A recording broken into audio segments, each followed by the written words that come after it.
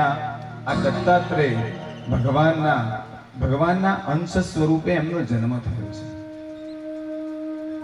અહીંયા ઘણા બધા દત્ત બાવલીનો પાઠ કરતા હશે કે જેની અંદર બ્રહ્મા, વિષ્ણુ અને મહેશ આ ત્રણેયનું સ્વરૂપ એક જ દેવની અંદર નિર્મિત છે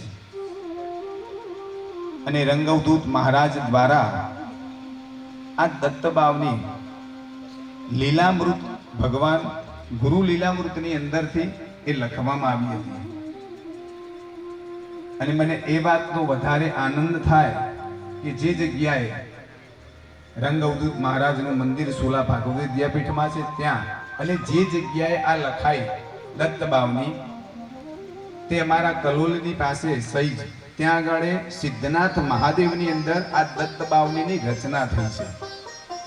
કમળાશંકર ત્રિપાઠી નામના એક બ્રાહ્મણ પરિવાર હતો અને તેમના પત્નીને પ્રેત વળગ્યું હતું અને તે પ્રેતત્વમાંથી મુક્તિ મળે તેના માટે આ રંગવદૂત મહારાજે આની રચના કરી હતી। આજે દત્ત બાવની નું કામ એવું છે કે તમે જ્યારે પણ કોઈ પણ પ્રકારની આપત્તિમાં હો અને તેમનું સ્મરણ કરો તો તેની અંદરથી પણ તમને મુક્તિ મળતી હોય છે। ઘણા બધા આજે ભગવાન રંગવદૂત મહારાજના અનુયાયીઓ, એમના શિષ્યો છે, તેમને પણ ખૂબ જ પરચા શ્રી રંગવદૂત મહારાજ દ્વારા મળેલા છે આ દત્તાત્રેય ભગવાનમાં। ત્યારબાદ આગળ જતા મનુ મહારાજની ત્રીજી પુત્રી પ્રસૂતિ, અને તે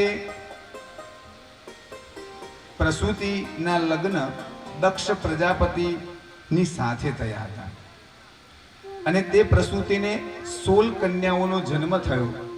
તેમાં 13 કન્યા ધર્મની સાથે લગ્ન કરાવ્યા, એકને અગ્નિની સાથે લગ્ન કરાવ્યા, એક પુત્રીને સર્વપિતૃ સાથે લગ્ન કરાવ્યા અને એકને ભગવાન મહાદેવજી સાથે સતી તેમના લગ્ન કરાવ્યા। આમાં જે મૂર્તિ અને ધર્મની સાથે જે લગ્ન કરાવ્યા હતા તેમને, અને મૂર્તિ તેમના પત્નીનું નામ છે, તેમના દ્વારા શ્રી નરનારાયણ ભગવાનનો જન્મ થયો। બોલીએ શ્રી નરનારાયણ દેવની જય। અહીંયા ભગવાનના જેટલા અવતારો છે તે દરેક અવતારોની કથા આ ભાગવતજીની અંદર વર્ણવેલ છે। અને ત્યારે ભગવાન નરનારાયણના જન્મ બાદ તેમને પણ આ સૃષ્ટિની અંદર ધર્મનો પ્રચાર અને પ્રસાર કર્યો અને તેમના ખૂબ જ બધા ભક્તજનો થયા। આ પ્રકારે આગળ કથા જતા પૂર્વ પ્રજાપતિઓનો યજ્ઞ હતો અને તે યજ્ઞ સમયે બધા દેવો ત્યાં હાજર હતા। દરેક પ્રકારના દેવો ત્યાં આગળ, દરેક દેવો હાજર છે। અને જ્યારે દક્ષ પ્રજાપતિ ત્યાં આગળ આવ્યા ત્યારે દક્ષના માટે દરેક દેવો ત્યાં આગળ ઊભા થયા, તેમનું સન્માન કર્યું, પણ બ્રહ્માજી ત્યાં ઊભા નથી થતા ત્યાં, અને ભગવાન શિવજી પણ ઊભા નથી થતા। આવું જોઈ રાજા દક્ષને થયું કે બ્રહ્માજી તો જગત ગુરુ છે, બરોબર, તે ઊભા ન થાય, પણ આ મહાદેવજી એમને તો ઊભા થવું જોઈએ ને, એ તો મારા જમાઈ છે અને જમાઈએ તો હંમેશા સસરાનો આદર કરવો જોઈએ। પણ ભગવાન મહાદેવજી શાંતિથી બેઠા હતા, તે ઊભા ન થયા। તેનાથી દક્ષ રાજાને ખૂબ જ ક્રોધ આવી ગયો અને ત્યારબાદ તેમને ક્રોધે થઈ અને શિવજીને શ્રાપ આપ્યો કે જે ઇન્દ્ર દ્વારા જે બધા તેમને યજ્ઞમાં ભાગ આપવામાં આવે છે તો યજ્ઞની અંદર મહાદેવજીનું સ્થાપન ન કરવું અને હવેથી કોઈએ મહાદેવજીને યજ્ઞમાં ભાગ ન આપવો.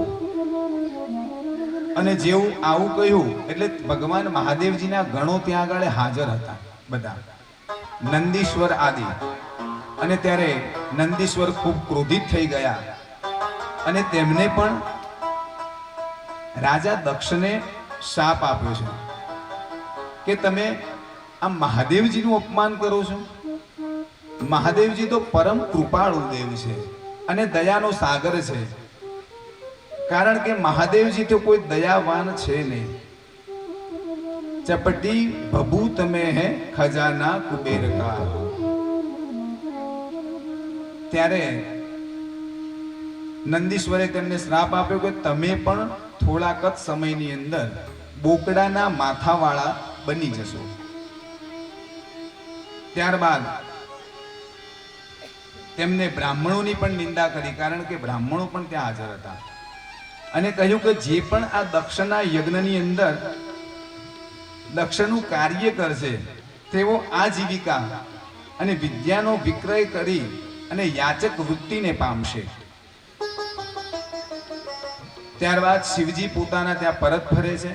થોડોક સમય વીતવા લાગ્યો અને ત્યારબાદ બ્રહ્માજી દ્વારા આ દક્ષ રાજાને પ્રજાપતિઓના અધિપતિ તરીકે દક્ષનો રાજા દક્ષનો ત્યાં અભિષેક કર્યો. આ પ્રજાપતિ એટલે કે એક બેસવા માટેનું આસન છે, જેમ ઇન્દ્રાસન જેવી તે પ્રજાપતિ, એ દક્ષ પ્રજાપતિ તે વખતે સ્થિર બન્યા, તેમનો અભિષેક કર્યો.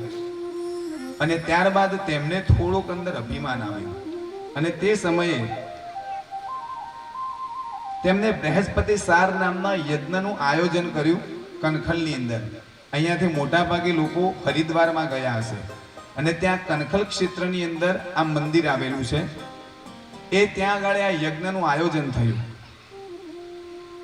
અને તે યજ્ઞનું જ્યારે આયોજન થયું ત્યારે દરેક દેવી દેવતાઓ, યક્ષો, ગંધર્વો દરેકને આ યજ્ઞની અંદર આમંત્રણ આપવામાં આવ્યું, સિવાય કે મહાદેવજીને. મહાદેવજીને યજ્ઞમાં આમંત્રણ ના આપ્યું. અને તે સમયે હિમાલય તરફથી જ્યારે બધા વિમાનોની અંદર દેવાંગનાઓ પસાર થઈ રહી હતી અને તે સમયે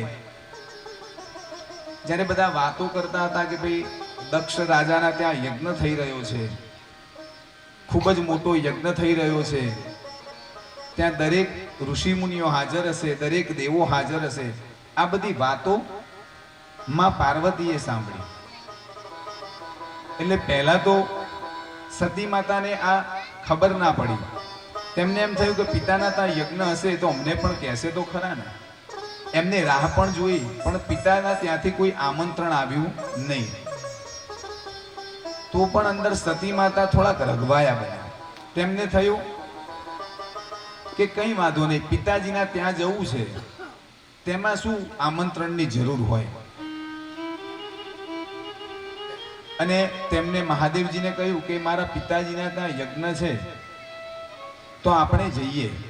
ત્યારે મહાદેવજીએ જે આગળના યજ્ઞની અંદર તેમનું અપમાન થયું હતું ને તે યાદ કરાવ્યું કે સતી, આપ જાણો છો કે તે વખતે જ્યારે યજ્ઞની અંદર આ પ્રજાપતિઓનો યજ્ઞ હતો તે સમયે આપના પિતાએ કેટલું ઘોર અપમાન કરેલું છે. તે શબ્દો યાદ કરાવ્યા. પણ તેમ છતાં માતા પણ સતી પોતાના પિતાના પ્રેમની અંદર તેને અવગણના કરી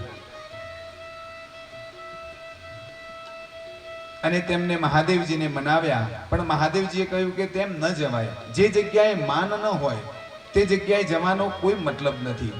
ત્યાં પછી ભલે તમને સોનાની થાળીમાં જ કેમ ન ખવડાવે, પણ જ્યાં સન્માન ન હોય તે જગ્યાએ જવાય નહીં. જેમ તેમ કરી સતી માતા રડવા લાગ્યા અને સતી માતાએ માન્યા નહીં. અને સ્ત્રીહટની સામે કોઈનું ન ચાલે. કોઈ પણ સ્ત્રીને પોતાના પિયર જવું હોય ને એટલે ગમે તેમ કરી તેમના ઘરવાળાને મનાવવાના પ્રયત્ન કરે. પછી આ રીતે મહાદેવજીને મનાવ્યા. મહાદેવજી કે ન જવાય, પણ તેમ છતાંય મહાદેવજીએ કહ્યું ઠીક છે, આપની જીદ છે તો આપ જાઓ. અને મહાદેવજી જાણતા હતા કે આ જશે, આ છેલ્લી વખતનું છે, કારણ કે એ તો પરમ પિતા હતા. અને માતા સતી પણ તેમની જીદની સામે પોતાના પિતાના ઘરે ગયા છે. યજ્ઞમાં સભા મંડપમાં ત્યાં ગયા, પણ કોઈએ દક્ષિણા તે ક્રોધે થાય તેવી બીકથી તેમને કોઈએ બોલાવ્યા નહીં. ખાલી તેમના માતા તેમની પાસે આવ્યા અને તેમને ગળે લગાડ્યા. થોડીક વાર થઈ અને સતીને થયું કે હું આવી છું તો મારા ભાઈને અથવા તો બીજા કોઈને મોકલી અને મારા પિતા પણ મહાદેવજીને લેવા મોકલશે. પણ આવું પણ ન થયું. તેમને યજ્ઞ મંડપમાં દ્રષ્ટિ કરી તો કોઈ જગ્યાએ મહાદેવજીનું સ્થાપન પણ ન હતું. અને આવું જોતા માતા સતી ખૂબ જ ક્રોધી થયા અને તેમને કહ્યું કે આપે આ મારા પતિનું અપમાન કર્યું છે. કારણ કે ભગવાન મહાદેવજી કેવા છે, સ્વયં ભિક્ષાન ભોક્તવ્યમ ભક્તાનામ રાજ્યદાયકમ. દયાનું સાગર છે તે. મારા તેમના જેવું તો કોઈ દયાળુ નથી. તે પોતાના ભક્તોને જે માગે તે આપવા વાળો છે. અને તમે એવા મારા પતિની તમે અપમાન કરો છો. અને આમ જેવું જોયું પછી ધીરે ધીરે ક્રોધે ભરાયા